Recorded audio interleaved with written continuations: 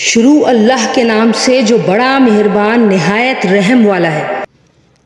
اب یہ بیوقوف لوگ کہیں گے کہ آخر وہ کیا چیز ہے جس نے ان مسلمانوں کو اس قبیلے سے رخ پھیرنے پر آمادہ کر دیا جس کی طرف وہ منہ کرتے چلے آ رہے تھے۔ چنانچہ آپ کہہ دیجئے کہ مشرق اور مغرب سب اللہ ہی کے ہیں، وہ جس کو چاہتا ہے سیدھی راہ کی ہدایت کر دیتا ہے۔ اور مسلمانوں اسی طرح تو ہم نے تم کو ایک معتدل امت بنا دیا تاکہ تم دوسرے لوگوں پر گواہ بنو اور رسول تم پر گواہ بنے، اور جس قبیلے پر تم پہلے کاربند تھے اسے ہم نے کسی اور وجہ سے نہیں بلکہ صرف یہ دیکھنے کے لیے مقرر کیا تھا کہ کون رسول کا حکم مانتا ہے اور کون الٹے پاؤں پھر جاتا ہے۔ اور اس میں کوئی شک نہیں کہ یہ بات بہت بڑی تھی اور بڑی مشکل بھی، لیکن ان لوگوں کے لیے ذرا بھی مشکل نہ ہوئی جن کو اللہ نے ہدایت دے دی تھی، اور اللہ تعالیٰ ایسا نہیں ہے کہ تمہارے ایمان کو ضائع کر دے۔ در حقیقت اللہ لوگوں پر بہت شفقت کرنے والا بڑا مہربان ہے۔ اے پیغمبر، ہم تمہارے چہرے کو بار بار آسمان کی طرف اٹھتے ہوئے دیکھ رہے ہیں، چنانچہ ہم تمہارا رخ ضرور اس قبلے کی طرف پھیر دیں گے جو تمہیں پسند ہے۔ لو اب اپنا رخ مسجد حرام کی سمت کر لو، اور آئندہ جہاں کہیں تم ہو اپنے چہرے کا رخ نماز پڑھتے ہوئے اسی کی طرف رکھا کرو۔ اور جن لوگوں کو کتاب دی گئی ہے وہ خوب جانتے ہیں کہ یہی بات حق ہے جو ان کے پروردگار کی طرف سے آئی ہے، اور جو کچھ یہ کر رہے ہیں اللہ اس سے غافل نہیں ہے۔ اور جن لوگوں کو کتاب دی گئی تھی اگر تم ان کے پاس ہر قسم کی نشانیاں لے آؤ تب بھی یہ تمہارے قبلے کی پیروی نہیں کریں گے، اور نہ تم ان کے قبلے پر عمل کرنے والے ہو، نہ ایک دوسرے کے قبلے پر عمل کرنے والے۔ اور جو علم تمہارے پاس آ چکا اس کے بعد اگر کہیں تم نے ان کی خواہشات کی پیروی کر لی تو اس صورت میں یقیناً تمہارا شمار ظالموں میں ہوگا۔ جن لوگوں کو ہم نے کتاب دی ہے وہ اس کو اتنی اچھی طرح پہچانتے ہیں جیسے اپنے بیٹوں کو پہچانتے ہیں، اور یقین جانو کہ ان میں سے کچھ لوگوں نے حق کو جان بوجھ کر چھپا رکھا ہے، اور حق وہی ہے جو تمہارے پروردگار کی طرف سے آیا ہے، لہذا شک کرنے والوں میں ہرگز شامل نہ ہو جانا۔ اور ہر گروہ کی ایک سمت ہے جس کی طرف وہ رخ کرتا ہے، لہذا تم نیک کاموں میں ایک دوسرے سے آگے بڑھنے کی کوشش کرو۔ تم جہاں بھی ہوگے اللہ تم سب کو اپنے پاس لے آئے گا، یقیناً اللہ ہر چیز پر قادر ہے۔ اور تم جہاں سے بھی سفر کرنے کے لیے نکلو اپنا منہ نماز کے وقت مسجد حرام کی طرف کر لیا کرو، اور یقیناً یہی بات حق ہے جو تمہارے پروردگار کی طرف سے آئی ہے، اور جو کچھ تم کرتے ہو اللہ کو اس کی پوری پوری خبر ہے۔ اور جہاں سے بھی تم نکلو تم اپنا منہ مسجد حرام کی طرف کرو، اور تم جہاں کہیں ہو اپنے چہرے کو اسی کی طرف رکھو تاکہ لوگوں کو تمہارے خلاف حجت بازی کا موقع ہی نہ ملے۔ البتہ ان لوگوں میں جو لوگ ظلم کے خوگر ہیں وہ کبھی خاموش نہ ہوں گے، سو ان کا کچھ خوف نہ رکھو، ہاں میرا خوف رکھو، اور تاکہ میں تم پر اپنا انعام مکمل کر دوں اور تاکہ تم ہدایت حاصل کر لو۔ یہ انعام ایسا ہی ہے جیسے ہم نے تمہارے درمیان تمہیں میں سے ایک رسول بھیجا جو تمہارے سامنے ہماری ہی آیاتوں کی تلاوت کرتا ہے اور تمہیں پاکیزہ بناتا ہے، اور تمہیں کتاب اور حکمت کی تعلیم دیتا ہے، اور تمہیں وہ باتیں سکھاتا ہے جو تم نہیں جانتے تھے۔ لہٰذا مجھے یاد کرو، میں تمہیں یاد رکھوں گا، اور میرا شکر ادا کرو اور میری ناشکری ہرگز نہ کرو۔ اے ایمان والو، صبر اور نماز سے مدد حاصل کرو، بے شک اللہ صبر کرنے والوں کے ساتھ ہے۔ اور جو لوگ اللہ کے راستے میں قتل ہوں ان کو ہرگز مردہ نہ کہنا، دراصل وہ زندہ ہیں مگر تم نے ان کی زندگی کا احساس اس دنیا میں نہیں کر سکتے۔ اور دیکھو ہم تمہیں آزمائیں گے ضرور، کبھی کچھ خوف سے اور کبھی بھوک سے اور کبھی مال و جان اور پھلوں میں کمی کر کے۔ اور جو لوگ ایسے حالات میں صبر سے کام لیں گے ان کو خوشخبری سنا دو، یہ وہ لوگ ہیں کہ جب ان کے اوپر کوئی مصیبت پہنچتی ہے تو یہ کہتے ہیں کہ ہم سب اللہ ہی کے ہیں اور ہم کو اللہ ہی کی طرف لوٹ کر چلے جانا ہے۔ یہ وہ لوگ ہیں جن پر ان کے پروردگار کی طرف سے خصوصی عنایتیں اور رحمت ہے، اور یہی وہ لوگ ہیں جو ہدایت پر ہیں۔ بے شک صفا اور مروہ اللہ کی نشانیوں میں سے ایک ہے، لہٰذا جو شخص بھی بیت اللہ کا حج کرے یا عمرہ کرے تو اس کے لیے اس بات میں کوئی گناہ نہیں ہے کہ وہ ان کے درمیان چکر لگائے۔ اور جو شخص خوشی سے کوئی بھلائی کا کام کرے تو اللہ یقیناً قدردان اور جاننے والا ہے۔ بے شک وہ لوگ جو ہماری نازل کی ہوئی روشن دلیلوں اور ہدایت کو چھپاتے ہیں، باوجود یہ کہ ہم انہیں کتاب میں کھول کھول کر لوگوں کے لیے بیان کر چکے ہیں، تو ایسے لوگوں پر اللہ بھی لعنت بھیجتا ہے اور دوسرے لعنت کرنے والے بھی لعنت بھیجتے ہیں۔ ہاں وہ لوگ جنہوں نے توبہ کر لی ہو اور اپنی اصلاح کر لی ہو اور چھپائی ہوئی باتوں کو کھول کھول کر بیان کر دیا ہو تو میں ایسے لوگوں کی توبہ قبول کر لیتا ہوں، اور میں توبہ قبول کرنے کا خوگر ہوں، بڑا رحمت والا ہوں۔ بے شک وہ لوگ جنہوں نے کفر کو اختیار کیا اور کافر ہونے کی حالت ہی میں مرے ان پر اللہ کی اور فرشتوں کی اور سارے انسانوں کی لعنت ہے، وہ ہمیشہ اسی پھٹکار میں رہیں گے، نہ ان پر سے عذاب کو ہلکا کیا جائے گا اور نہ ہی ان کو مہلت دی جائے گی۔ تمہارا خدا ایک ہی خدا ہے، اس کے سوا کوئی خدا نہیں جو سب پر مہربان بہت مہربان ہے۔ بے شک آسمانوں اور زمین کی تخلیق تخلیق میں، رات دن کے لگاتار آنے اور جانے میں، ان کشتیوں میں جو لوگوں کے فائدے کا سامان لے کر سمندر میں تیرتی ہے، اس پانی میں جو اللہ نے آسمان سے اتارا اور اس کے ذریعے زمین کو اس کے مردہ ہو جانے کے بعد زندگی بخشی، اور اس میں ہر قسم کے جانور پھیلا دیے، اور ہواؤں کی گردش میں اور ان بادلوں میں جو آسمان اور زمین کے درمیان تابع دار بن کر کام میں لگے ہوئے ہیں، ان لوگوں کے لیے کھلی نشانیاں ہی نشانیاں ہیں جو اپنی عقل سے کام لیتے ہیں، اور اس کے باوجود لوگوں میں کچھ وہ بھی ہیں جو اللہ کے علاوہ دوسروں کو اس کی خدائی میں اس طرح شریک قرار دیتے ہیں کہ ان سے ایسی محبت رکھتے ہیں جیسے اللہ سے محبت رکھنی چاہیے، اور جو لوگ ایمان لا چکے ہیں وہ اللہ ہی سے سب سے زیادہ محبت رکھتے ہیں۔ اور کاش کہ یہ ظالم جب دنیا میں کوئی تکلیف دیکھتے ہیں تو اسی وقت یہ سمجھ لیا کریں کہ تمام تر طاقت اللہ ہی کو حاصل ہے، اور یہ کہ اللہ کا عذاب آخرت میں اس وقت بڑا سخت ہوگا جب وہ پیشوا جن کے پیچھے یہ لوگ چلتے رہے ہیں اپنے پیروکاروں سے مکمل بے تعلقی کا اعلان کر دیں گے، اور یہ سب لوگ عذاب کو اپنی آنکھوں کے سامنے دیکھ لیں گے، اور ان کے تمام باہمی رشتے ٹوٹ کر کٹ کر رہ جائیں گے۔ اور جنہوں نے ان پیشواؤں کی پیروی کی تھی وہ کہیں گے کہ کاش ہمیں ایک مرتبہ پھر دنیا میں لوٹنے کا موقع دے دیا جائے تو ہم بھی ان پیشواؤں سے اسی طرح بے تعلقی کا اعلان کریں جیسے انہوں نے ہم سے بے تعلقی کا اعلان کیا ہے۔ اسی طرح اللہ انہیں دکھا دے گا کہ ان کے اعمال آج ان کے لیے حسرت ہی حسرت بن چکے ہیں، اور اب وہ کسی صورت دوزخ سے نکلنے والے نہیں ہیں۔ اے لوگو، زمین میں جو حلال اور پاکیزہ چیزیں ہیں وہ کھاؤ، اور شیطان کے نقش قدم پر نہ چلو، یقین جانو وہ تمہارے لیے ایک کھلا دشمن ہے۔ وہ تو تم کو یہی حکم دے گا کہ تم بدی اور بے حیائی کے کام کرو، اللہ کے ذمہ وہ باتیں لگاؤ جن کا تمہیں علم نہیں ہے۔ اور جب ان کافروں سے کہا جاتا ہے کہ اس کلام کی پیروی کرو جو اللہ نے اتارا ہے، تو کہتے ہیں کہ ہم تو ان باتوں کی پیروی کریں گے جس پر ہم نے اپنے باپ داداؤں کو پایا ہے۔ بھلا کیا اس صورت میں بھی ان کو یہی چاہیے جب ان کے باپ دادا دین کی ذرا بھی سمجھ نہ رکھتے ہوں اور انہوں نے کوئی آسمانی ہدایت بھی حاصل نہ کی ہو؟ اور جن لوگوں نے کفر کو اپنا لیا ہے ان کو حق کی دعوت دینے کی مثال کچھ ایسی ہے جیسے کوئی شخص ان جانوروں کو زور زور سے بلائے جو ہانک پکار کے سوا کچھ نہیں سنتے۔ یہ بہرے، گونگے، اندھے ہیں، لہذا کچھ نہیں سمجھتے۔ اے ایمان والو، جو پاکیزہ چیزیں ہم نے تمہیں رزق کے طور پہ عطا کر دی ہیں ان میں سے جو چاہو کھاؤ اور اللہ کا شکر ادا کرو۔ اگر واقعی تم صرف اسی کی بندگی کرتے ہو، اس نے تو تمہارے لیے بس مردار جانور، خون اور سور کا گوشت حرام کیا ہے، نیز وہ جانور جس پر اللہ کے سوا کسی اور کا نام پکارا گیا ہو۔ ہاں، اگر کوئی شخص انتہائی مجبوری کی حالت میں ہو اور ان چیزوں میں سے کچھ کھا لے جبکہ اس کا مقصد نہ لذت حاصل کرنا ہو اور نہ وہ ضرورت ہی کی حد سے آگے بڑھے، تو اس پر کوئی گناہ نہیں۔ یقیناً اللہ بہت بخشنے والا، بڑا مہربان ہے۔ حقیقت یہ ہے کہ جو لوگ اللہ کی نازل کی ہوئی کتاب کو چھپاتے ہیں اور اس کے بدلے تھوڑی سی قیمت وصول کر لیتے ہیں، وہ اپنے پیٹ میں آگ کے سوا کچھ نہیں بھر رہے۔ قیامت کے دن اللہ ان سے کلام بھی نہیں کرے گا اور نہ ان کو پاک کرے گا، اور ان کے لیے درد دینے والا عذاب تیار ہے۔ یہ ہیں وہ لوگ جنہیں ہدایت کے بدلے گمراہی اور مغفرت کے بدلے عذاب کی خریداری کر لی ہے۔ چنانچہ اندازہ کرو کہ یہ دوزخ کی آگ سہنے کے لیے کتنے تیار ہیں۔ یہ سب کچھ اس لیے ہوگا کہ اللہ نے حق پر مشتمل کتاب اتاری ہے، اور جن لوگوں نے ایسی کتاب کے بارے میں مخالفت کا رویہ اختیار کیا ہے وہ زدہ زدی میں بہت دور نکل گئے ہیں۔ نیکی بس یہی تو نہیں ہے کہ اپنے چہرے مشرق یا مغرب کی طرف کر لو، بلکہ نیکی یہ ہے کہ لوگ اللہ پر، آخرت کے دن پر، فرشتوں پر اور اللہ کی کتابوں پر، اس کے نبیوں پر ایمان لائیں، اور اللہ کی محبت میں اپنا مال رشتہ داروں، یتیموں، مسکینوں، مسافروں اور سائلوں کو دیں، اور غلاموں کو آزاد کرانے میں خرچ کریں، اور نماز قائم کریں اور زکوٰۃ ادا کریں، اور جب کوئی عہد کر لیں تو اپنے عہد کو پورا کرنے کے لیے عادی ہوں، اور تنگی اور تکلیف میں نیز جنگ کے وقت صبر اور استقلال کے خوگر ہوں۔ ایسے لوگ وہ ہیں جو سچے کہلانے کے مستحق ہیں، اور یہی لوگ ہیں جو متقی ہیں۔ اے ایمان والو، جو لوگ جان بوجھ کر ناحق قتل کر دیے جائیں ان کے بارے میں تم پر قصاص کا حکم فرض کر دیا گیا ہے۔ آزاد کے بدلے آزاد، غلام کے بدلے غلام، عورت کے بدلے عورت ہی کو قتل کیا جائے، اور پھر اگر قاتل کو اس کے بھائی یعنی مقتول کے وارث کی طرف سے کچھ معافی دے دی جائے، یا تو معروف طریقے کے مطابق خون بہا کا مطالبہ کرنا وارث کا حق ہے، اور اسے خوش اسلوبی سے ادا کرنا قاتل کا فرض ہے۔ یہ تمہارے پروردگار کی طرف سے آسانی پیدا کی گئی ہے اور ایک رحمت ہے۔ اس کے بعد بھی کوئی زیادتی کرے تو وہ دردناک عذاب کا مستحق ہے۔ اور اے عقل رکھنے والو، تمہارے لیے قصاص میں زندگی کا سامان ہے، امید ہے کہ تم اس کی خلاف ورزی سے بچو گے۔ تم پر فرض کیا گیا ہے کہ اگر تم میں سے کوئی اپنے پیچھے مال چھوڑ کر جانے والا ہو تو جب اس کی موت کا وقت قریب آ جائے وہ اپنے والدین اور قریبی رشتہ داروں کے حق میں دستور کے مطابق وصیت کرے۔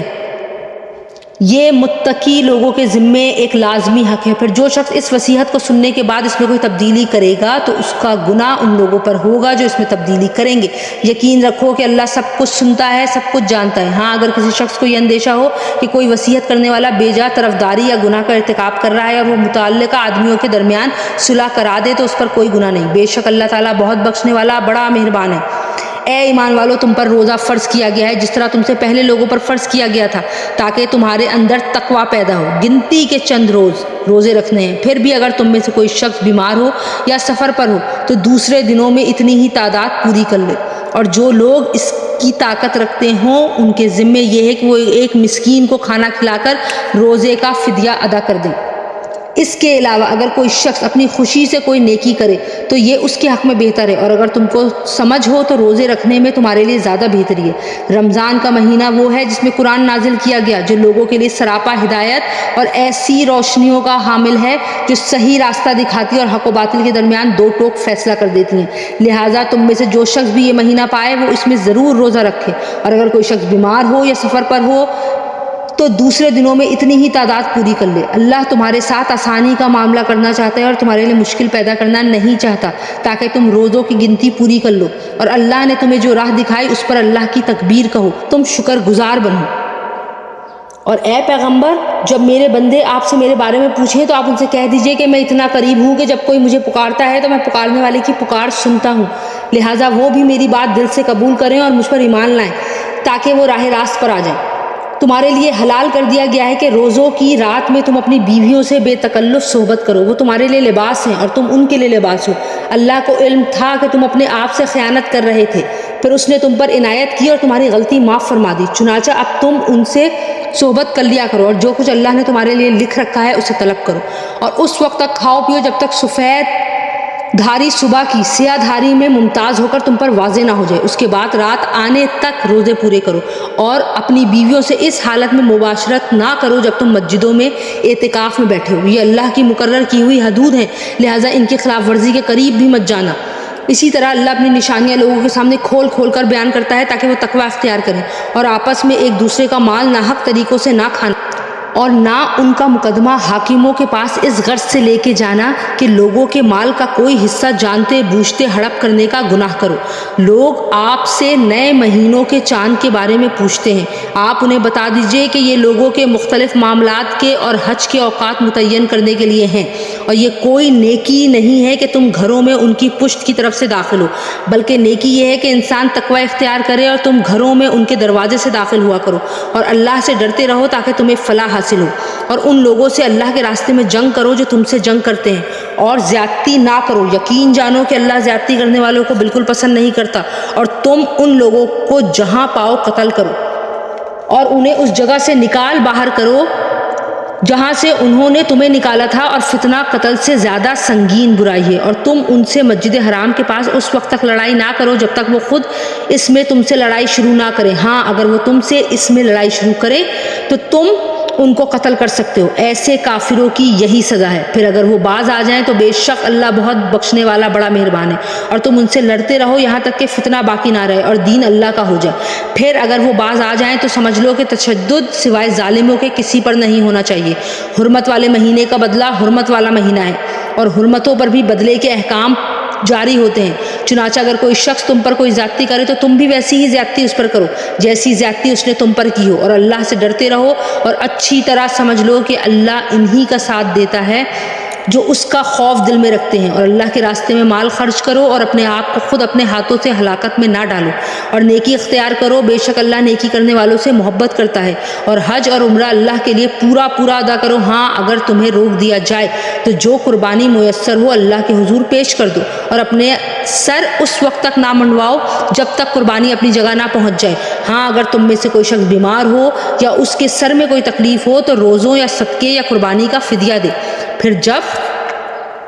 امن حاصل کر لو تو جو شخص حج کے ساتھ عمرے کا بھی فائدہ اٹھائے وہ جو قربانی میسر ہو اللہ کے حضور پیش کر دے۔ ہاں اگر کسی کے پاس اس کی طاقت نہ ہو تو وہ حج کے دنوں میں 3 روزے رکھے، اور 7 روزے اس وقت جب تم گھروں کو لوٹ جاؤ۔ اس طرح یہ کل 10 روزے ہوں گے۔ یہ حکم ان لوگوں کے لیے ہے جن کے گھر والے مسجد حرام کے پاس نہ رہتے ہیں، اور اللہ سے ڈرتے رہو اور جان رکھو کہ اللہ کا عذاب بڑا سخت ہے۔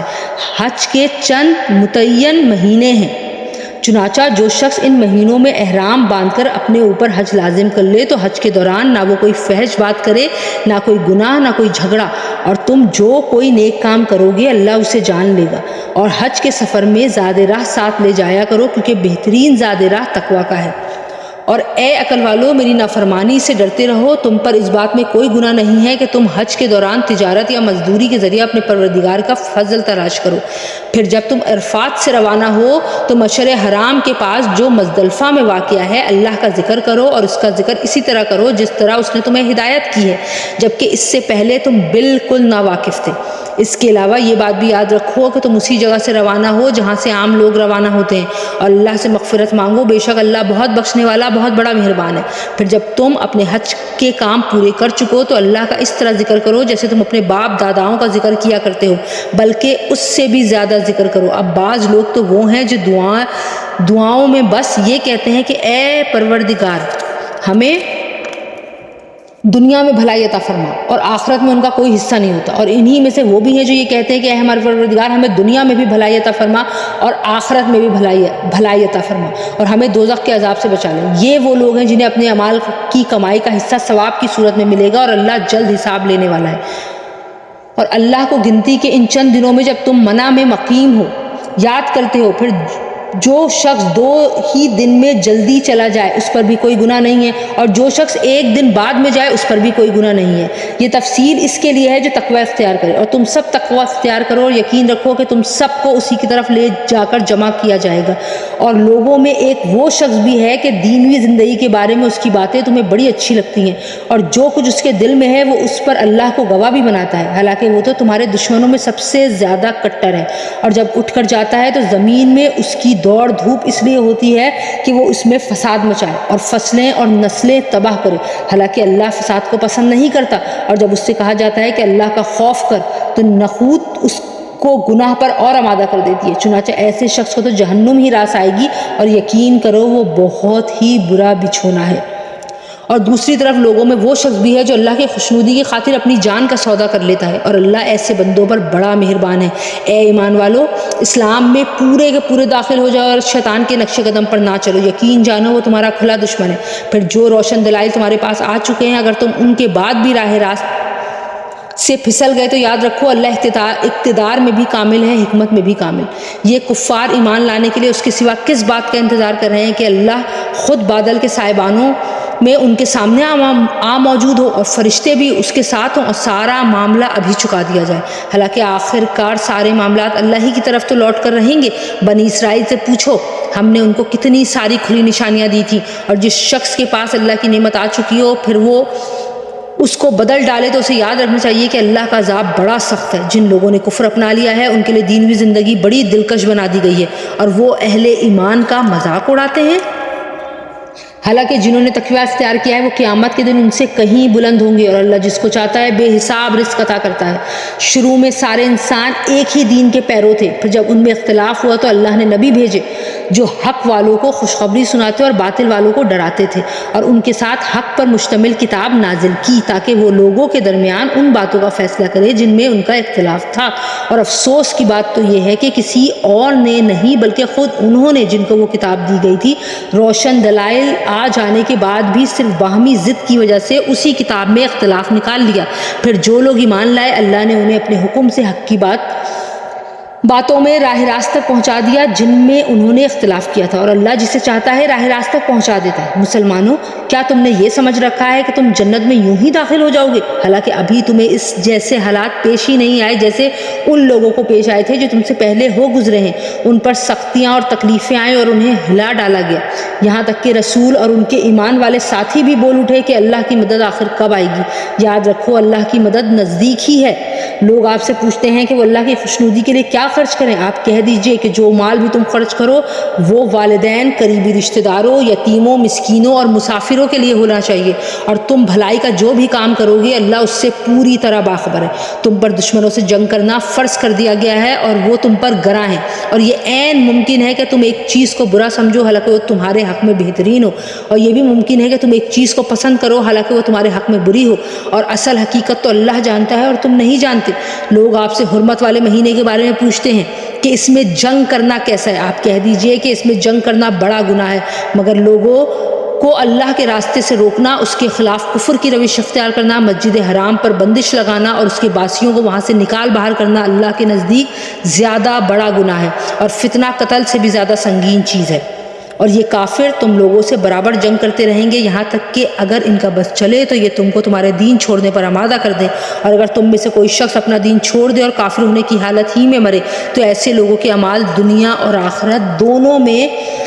ہی اکارت ہو جائیں گے۔ ایسے لوگ دوزخ والے ہیں اور وہ ہمیشہ اسی میں رہیں گے۔ اس کے برخلاف جو لوگ ایمان لائے اور جنہوں نے ہجرت کی اور اللہ کے راستے میں جہاد کیا تو وہ بے شک اللہ کی رحمت کے امیدوار ہیں، اور اللہ بہت بخشنے والا بڑا مہربان ہے۔ لوگ آپ سے شراب اور جوئے کے بارے میں پوچھتے ہیں، آپ کہہ دیجئے کہ ان دونوں میں بڑا گناہ بھی ہے اور لوگوں کے لیے کچھ فائدے بھی ہیں، اور ان دونوں کا گناہ ان کے فائدے سے زیادہ بڑا ہوا ہے۔ اور لوگ آپ سے پوچھتے ہیں کہ وہ اللہ کی خوشنودی کے لیے کیا خرچ کریں؟ آپ کہہ دیجئے کہ جو تمہاری ضرورت سے زائد ہو۔ اللہ اسی طرح اپنے احکام تمہارے لیے صاف صاف بیان کرتا ہے تاکہ تم غور و فکر سے کام لو، دنیا کے بارے میں بھی اور آخرت کے بارے میں بھی۔ اور لوگ آپ سے یتیموں کے بارے میں پوچھتے ہیں، آپ کہہ دیجئے کہ ان کی بھلائی چاہنا نیک کام ہے، اور اگر تم ان کے ساتھ مل جل کر رہو تو کچھ حرج نہیں، کیونکہ وہ تمہارے بھائی ہی تو ہیں، اور اللہ خوب جانتا ہے کہ کون معاملات بگاڑنے والا ہے اور کون معاملات سنوارنے والا۔ اور اگر اللہ چاہتا تو تمہیں مشکل میں ڈال دیتا، یقیناً اللہ کا اقتدار بھی کامل ہے، حکمت بھی کامل۔ اور مشرک عورتوں سے اس وقت تک نکاح نہ کرو جب تک کہ وہ ایمان نہ لائیں، یقیناً ایک مومن باندی کسی بھی مشرک عورت سے بہتر ہے، خواہ وہ مشرک عورت تمہیں پسند آ رہی ہو۔ اور اپنی عورتوں کا نکاح مشرک مردوں سے نہ کراؤ جب تک کہ وہ ایمان نہ لائیں، اور یقیناً ایک مومن غلام کسی بھی مشرک مرد سے بہتر ہے، خواہ وہ مشرک مرد تمہیں پسند آ رہا ہو۔ یہ سب دوزخ کی طرف بلاتے ہیں، جبکہ اللہ اپنے حکم سے جنت اور مغفرت کی طرف بلاتا ہے، اور اپنے احکام لوگوں کے سامنے صاف صاف بیان کرتا ہے تاکہ وہ نصیحت حاصل کریں۔ اور لوگ آپ سے حیض کے بارے میں پوچھتے ہیں، آپ کہہ دیجئے کہ وہ گندگی ہے، لہٰذا حیض کی حالتوں میں عورتوں سے الگ رہو، اور جب تک وہ پاک نہ ہو جائے ان سے قربت یعنی جمع نہ کرو۔ ہاں جب وہ پاک ہو جاؤ تو ان کے پاس اسی طریقے سے جاؤ جس طرح اللہ نے تمہیں حکم دیا ہے، بے شک اللہ ان لوگوں سے محبت کرتا ہے جو اس کی طرف کثرت سے رجوع کریں، اور ان سے محبت کرتا ہے جو خوب پاک صاف رہیں۔ تمہاری بیویاں تمہارے لیے تمہاری کھیتیاں ہیں، لہٰذا اپنی کھیتی میں جہاں سے چاہو جاؤ اور اپنے لیے اچھے عمل آگے بھیجو، اور اللہ سے ڈرتے رہو، یقین رکھو کہ تم اس سے جا کر ملنے والے ہو۔ اور مومنوں کو خوشخبری سنا دو، اور اللہ کے نام کو اپنی قسموں میں اس طرح غرض سے استعمال نہ کرو کہ اس کے ذریعے نیکی اور تقوی کے کاموں اور لوگوں کے درمیان صلح صفائی کرانے سے بچ سکو، اور اللہ سب کچھ سنتا سب کچھ جانتا ہے۔ اللہ تمہاری لغو قسموں پر تمہاری گرفت نہیں کرے گا، البتہ جو قسمیں تم اپنے دلوں کے ارادے سے کھائی ہوں گی ان پر گرفت کرے گا، اور اللہ بہت بخشنے والا بڑا بردبار ہے۔ جو لوگ اپنی بیویوں سے اعلیٰ کرتے ہیں یعنی ان کے پاس نہ جانے کی قسم کھا لیتے ہیں، ان کے لیے 4 مہینے کی مہلت ہے، چنانچہ اگر وہ قسم توڑ کر رجوع کر لیں تو بے شک اللہ بہت بخشنے والا بڑا مہربان ہے۔ اور اگر انہوں نے طلاق کی ہی ٹھان لی ہو تو بھی اللہ سننے والا جاننے والا ہے۔ اور جن عورتوں کو طلاق دے دی گئی ہو وہ 3 مرتبہ حیض آنے تک اپنے آپ کو انتظار میں رکھیں، اور اگر وہ اللہ پر اور آخرت کے دن پر ایمان رکھتی ہوں تو ان کے لیے حلال نہیں ہے کہ اللہ نے ان کے رحم میں جو کچھ حمل یا حیض پیدا کیا ہے اسے چھپائیں، اور اس مدت میں اگر ان کے شوہر حالات بہتر بنانا چاہیں تو ان کو حق ہے کہ وہ ان عورتوں کو اپنی زوجیت میں واپس لے لیں، اور ان عورتوں کو معروف طریقے کے مطابق ویسے ہی حقوق حاصل ہیں جیسے مردوں کو ان پر حاصل ہیں۔ ہاں مردوں کو ان پر 1 درجہ فوقیت ہے، اور اللہ غالب اور حکمت والا ہے۔ طلاق زیادہ سے زیادہ 2 بار ہونی چاہیے، اس کے بعد شوہر کے لیے 2 ہی راستے ہیں، یا تو قاعدے کے مطابق بیوی کو روک کے رکھے یعنی طلاق سے رجوع کر لے، یا خوش اسلوبی سے چھوڑ دے یعنی رجوع کے بغیر عدت گزر جانے دے۔ اور اے شوہروں تمہارے لیے حلال نہیں ہے کہ تم ان بیویوں کو جو کچھ دیا ہو وہ طلاق کے بدلے ان سے واپس لو،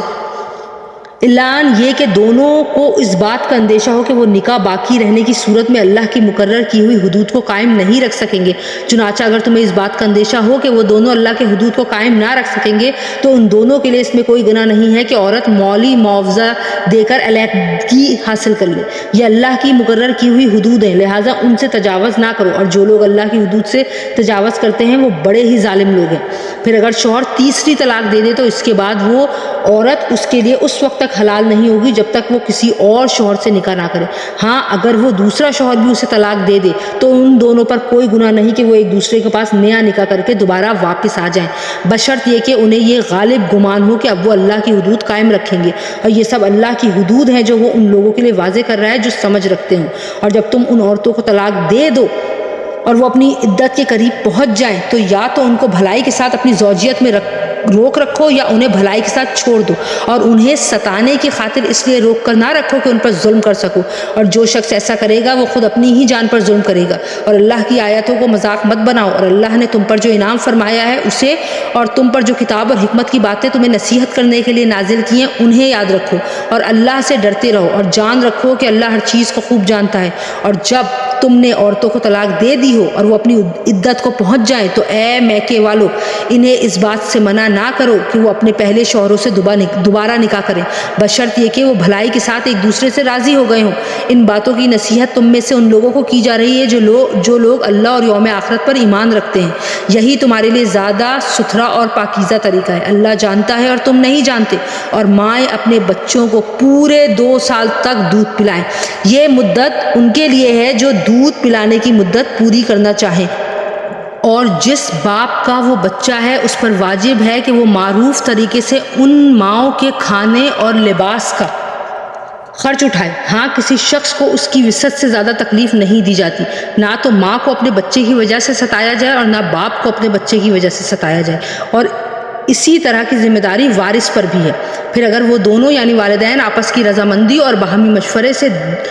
2 سال گزرنے سے پہلے ہی دودھ چھڑانا چاہیں تو اس میں بھی ان پر کوئی گناہ نہیں ہے۔ اور اگر تم یہ چاہو کہ اپنے بچوں کو کسی انا سے دودھ پلواؤ تو بھی تم پر کوئی گناہ نہیں، جبکہ تم نے جو اجرت ٹھہرائی تھی وہ دودھ پلانے والی انا کو بھلے طریقے سے دے دیا کرو۔ اور اللہ سے ڈرتے رہو اور جان رکھو کہ اللہ تمہارے سارے کاموں کو اچھی طرح دیکھ رہا ہے۔ اور تم میں سے جو لوگ وفات پا جائیں اور بیویاں چھوڑ کر جائیں تو وہ بیویاں اپنے آپ کو 4 مہینے اور 10 دن انتظار میں رکھیں گی، پھر جب وہ اپنی عدت کی میعاد کو پہنچ جائیں تو وہ اپنے بارے میں جو کارروائی مثلاً دوسرا نکاح قاعدے کے مطابق کریں تو تم پر کچھ گناہ نہیں، اور جو کچھ تم کرتے ہو اللہ اس سے پوری طرح باخبر ہے۔ اور عدت کے دوران اگر تم ان عورتوں کو اشارے کنائے میں نکاح کا پیغام دو یا ان سے نکاح کا ارادہ دل میں چھپائے رکھو تو تم پر کوئی گناہ نہیں ہے۔ اللہ جانتا ہے کہ تم ان سے نکاح کا خیال تو دل میں لاؤ گے لیکن ان سے نکاح کا 2 طرفہ وعدہ مت کرنا، الا یہ کہ مناسب طریقے سے کوئی بات کہہ دو، اور نکاح کا عقد پکا کرنے کا اس وقت تک ارادہ بھی مت کرنا جب تک عدت کی مقررہ مدت اپنی میعاد کو نہ پہنچ جائے۔ اور یاد رکھو کہ جو کچھ تمہارے دلوں میں ہے اللہ اسے خوب جانتا ہے، لہٰذا اس سے ڈرتے رہو اور یاد رکھو کہ اللہ بہت بخشنے والا بڑا بردبار ہے۔ تم پر اس میں کوئی بھی گناہ نہیں کہ تم عورتوں کو ایسے وقت طلاق دو جب ابھی تم نے ان کو چھوا بھی نہ ہو اور نہ ان کے لیے کوئی مہر مقرر کیا ہو، اور ایسی صورت میں ان کو کوئی تحفہ دو۔ خوشحال شخص اپنی حیثیت کے مطابق اور غریب آدمی اپنی حیثیت کے مطابق بھلے طریقے سے یہ تحفہ دے، یہ نیک آدمیوں پر ایک لازمی حق ہے۔ اور اگر تم نے انہیں چھونے سے پہلے ہی اس حالت میں طلاق دی ہو جبکہ ان کے لیے نکاح کے وقت کوئی مہر مقرر کر لیا تھا تو جتنا مہر تم نے مقرر کیا تھا اس کا آدھا دینا واجب ہے، الا یہ کہ وہ عورتیں رعایت کر دیں اور آدھے مہر کا بھی مطالبہ نہ کریں، یا وہ شوہر جس کے ہاتھ میں نکاح کی گرہ ہے رعایت کرے اور پورا مہر دے دے، اور اگر تم رعایت کرو تو یہ تقویٰ کے زیادہ قریب ہے۔ اور آپس میں فراغ دلی کا برتاؤ کرنا مت بھولو، جو عمل بھی تم کرتے ہو اللہ یقیناً اسے دیکھ رہا ہے۔ تمام نمازوں کا پورا خیال رکھو اور خاص طور پر بیچ کی نماز کا، اور اللہ کے سامنے باادب فرمانبردار بن کر کھڑے ہوا کرو۔ اور اگر تمہیں دشمن کا خوف لاحق ہو تو کھڑے یا سوار ہونے کی حالت ہی میں نماز پڑھ لو، پھر جب تم امن کی حالت میں آ جاؤ تو اللہ کا ذکر اس طریقے سے کرو جو اس نے تمہیں سکھایا ہے جس سے تم پہلے ناواقف تھے۔ اور تم میں سے جو لوگ وفات پا جائیں اور اپنے پیچھے بیویاں چھوڑ جائیں تو وہ اپنی بیویوں کو حق میں یہ نصیحت کر جایا کریں کہ 1 سال تک وہ ترکے سے نفقہ وصول کرنے کا فائدہ اٹھائیں گی، اور کو شوہر کے گھر سے نکالا نہیں جائے گا۔ ہاں اگر وہ خود نکل جائیں تو اپنے حق میں قاعدے کے مطابق وہ جو کچھ بھی کریں اس میں تم پر کوئی گناہ نہیں ہوگا، اور اللہ صاحب اقتدار بھی ہے، صاحب حکمت بھی۔ اور متعلقہ عورتوں کو قاعدے کے مطابق فائدہ پہنچانا متقیوں پر ان کا حق ہے۔ اللہ اپنے احکام اسی طرح وضاحت سے تمہارے سامنے بیان کرتا ہے تاکہ تم سمجھداری سے کام لو۔ کیا تمہیں ان لوگوں کا حال معلوم نہیں ہوا جو موت سے بچنے کے لیے اپنے گھروں سے نکل آئے تھے اور وہ ہزاروں کی تعداد میں تھے؟ چنانچہ اللہ نے ان سے کہا مر جاؤ، پھر انہیں زندہ کیا۔ حقیقت یہ ہے کہ اللہ لوگوں پر بہت زیادہ فضل فرمانے والا ہے، لیکن اکثر لوگ شکر ادا نہیں کرتے۔ اور اللہ کے راستے میں جنگ کرو اور یقین رکھو کہ اللہ خوب سننے والا، خوب جاننے والا ہے۔ کون ہے جو اللہ کو اچھے طریقے سے قرض دے تاکہ وہ اسے اس کے مفاد میں اتنا بڑھائے چڑھائے کہ وہ بدلے جہاں زیادہ ہو جائے؟ اور اللہ ہی تنگی پیدا کرتا ہے اور وہی وسعت دیتا ہے، اور اسی کی طرف تم سب کو لوٹایا جائے گا۔ کیا تمہیں موسیٰ کے بعد بنی اسرائیل کے گروہ کے اس واقعے کا علم نہیں ہوا جب انہوں نے اپنے ایک نبی سے کہا تھا کہ ہمارا ایک بادشاہ مقرر کر دیجیے تاکہ اس کے جھنڈے تلے ہم اللہ کے راستے میں جنگ کر سکیں؟ نبی نے کہا کیا تم لوگوں سے یہ بات کچھ بعید ہے کہ جب تم پر جنگ فرض کی جائے تو تم نہ لڑو؟ انہوں نے کہا بھلا ہمیں کیا ہو جائے گا جو ہم اللہ کے راستے میں جنگ نہ کریں گے، حالانکہ ہمیں اپنے گھروں اور اپنے بچوں کے پاس سے نکال باہر کیا گیا ہے۔ پھر ہوا یہی کہ جب ان پر جنگ فرض کی گئی تو ان میں سے تھوڑے لوگوں کو چھوڑ کر باقی سب پیٹ پھیر گئے، اور اللہ ظالموں کو خوب جانتا ہے۔ اور ان کے نبی نے ان سے کہا کہ اللہ نے تمہارے لیے طالوت کو بادشاہ بنا کر بھیجا ہے۔ کہنے لگے بھلا اس کو ہم پر بادشاہ کرنے کا حق کہاں سے آ گیا؟ ہم اس کے مقابلے میں بادشاہت کے زیادہ مستحق ہیں، اور اس کو تو مالی وسعت بھی حاصل نہیں۔ نبی نے کہا اللہ نے ان کو تم پر فضیلت دے کر چنا ہے اور انہیں علم اور جسم میں تم سے زیادہ وسعت عطا کی ہے، اور اللہ اپنا ملک جس کو چاہے دے دیتا ہے، اور اللہ بڑی وسعت والا اور بڑے علم رکھنے والا ہے۔ اور ان کے نبی نے یہ بھی کہا کہ طالوت کی بادشاہت کی علامت یہ ہے کہ تمہارے پاس وہ صندوق واپس آ جائے گا جس میں تمہارے پروردگار کی طرف سے سکنیت کا سامان ہے، اور موسیٰ اور ہارون نے جو اشیاء چھوڑی تھیں ان میں سے کچھ باقی ماندہ چیزیں ہیں، اسے فرشتے اٹھائے ہوئے لائیں گے۔ اگر تم مومن ہو تو تمہارے لیے اس میں بڑی نشانی ہے۔ چنانچہ جب طالوت لشکر کے ساتھ روانہ ہوا تو اس نے لشکر والوں سے کہا کہ اللہ ایک دریا کے ذریعے تمہارا امتحان لینے والا ہے۔ جو شخص اس دریا سے پانی پیے گا وہ میرا آدمی نہیں ہوگا، اور جو اسے نہیں چکھے گا وہ میرا آدمی ہوگا، الا یہ کہ کوئی اپنے ہاتھ سے ایک چلو بھر پانی پی لے تو کوئی حرج نہیں۔ پھر ہوا یہ کہ ان میں سے تھوڑے آدمیوں کے سوا باقی سب نے اس دریا سے خوب پانی پیا۔ چنانچہ جب وہ یعنی طالوت اور اس کے ساتھ ایمان رکھنے والے دریا کے پار اتر گئے تو یہ لوگ جنہوں نے طالوت کا حکم نہیں مانا تھا کہنے لگے کہ آج جالوت اور اس کے لشکر کا مقابلہ کرنے کی ہم میں تو بالکل بھی طاقت نہیں ہے۔ مگر جن لوگوں کا ایمان تھا کہ وہ اللہ سے جا ملنے والے ہیں انہوں نے کہا کہ نہ جانے کتنی چھوٹی جماعتیں ہیں جو اللہ کے حکم سے بڑی جماعتوں پر غالب آئیں گے، اور اللہ ان لوگوں کا ساتھی ہے جو صبر سے کام لیتے ہیں۔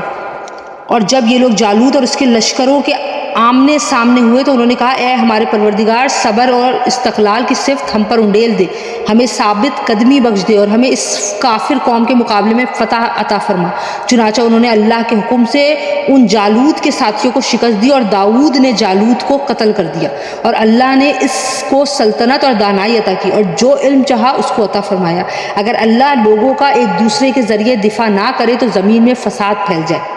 لیکن اللہ تمام جہانوں پر بڑا فضل فرمانے والا ہے۔ یہ اللہ کی آیات ہیں جو ہم آپ کے سامنے ٹھیک ٹھیک پڑھ کر سناتے ہیں، اور آپ بے شک ان پیغمبروں میں سے ہیں جو کہ رسول بنا کر بھیجے گئے ہیں۔